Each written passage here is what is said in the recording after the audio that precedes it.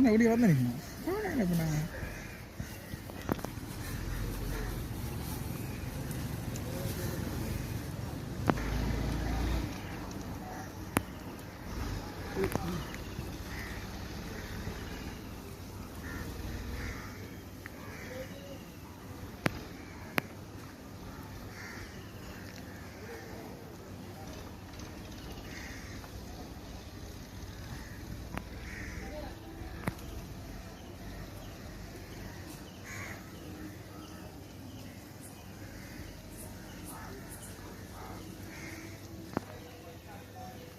அரிமாங்கால் நில்லுங்க தனியாக தெரியும்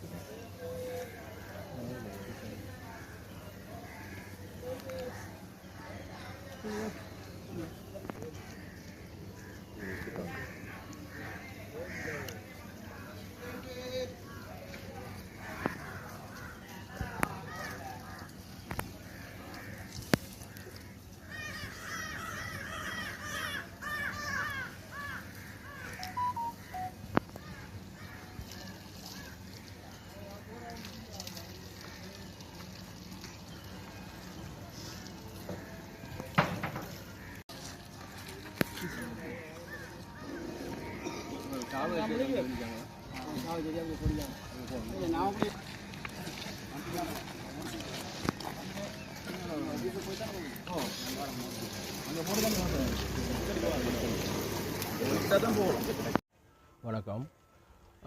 இன்று நாங்கள் நமக்கு நாமே என்கின்ற எங்கள் சங்கே முழங்கு என்கின்ற இந்த பிரச்சார பணியை இன்று நான்காவது நாட்களாக நாங்கள் இடம்பெற்று கொண்டிருக்கின்றோம். இன்று நாங்கள் கிளிநொச்சியில் அங்கே அந்த நமக்கு நாமே என்கின்ற அந்த பிரச்சார பணியை ஆரம்பிப்பதற்கு முன்பாக எமது தியாகி இனத்துக்காக உயிர் நீத்த தியாகி திலீபன் அவர்களுக்கான அஞ்சலி வணக்கத்தை செலுத்திவிட்டு நாங்கள் இப்பொழுது கிளிநொச்சிக்கு செல்ல இருக்கின்றோம். உண்மையிலே தியாகி திலீபன் அவர்கள் கனவு என்பது எங்கள் எல்லோருக்கும் தெரியும். இலங்கை இந்திய ஒப்பந்த காலத்துக்கு பிற்பட்ட காலத்தில் ஒரு உயிர் தியாகம் செய்த உலகத்திலே மதிக்கத்தக்க ஒரு மாமனிதனாக ஒரு தியாகியாக அவர்களை நாங்கள் பார்க்கின்றோம்.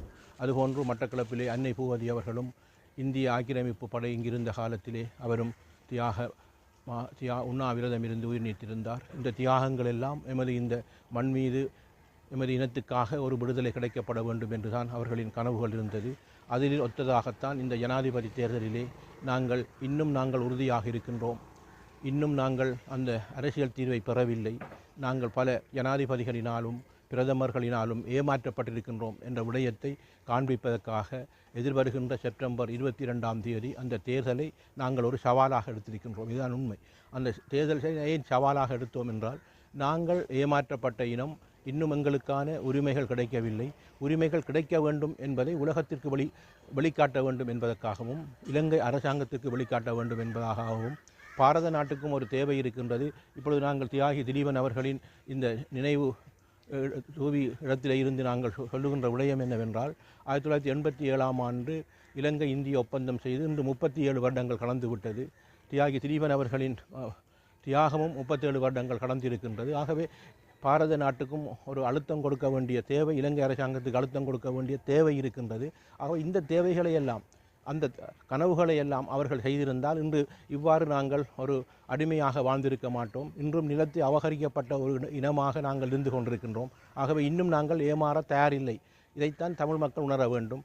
ஒவ்வொருவரும் சிந்திக்க வேண்டும், சிந்தித்து வாக்களிக்க வேண்டும். இது நாங்கள் அபிவிருத்திக்காகவோ சலுகைகளுக்கோ தருவதாகவோ நாங்கள் வாக்குறுதி அளிக்கவில்லை. இப்பொழுது ஒரு சிலரின் தேர்தல் விஞ்ஞாபனங்கள் வெளியாகி கொண்டிருக்கின்றது. நீங்கள் அதை நன்றாக படித்து பாருங்கள்.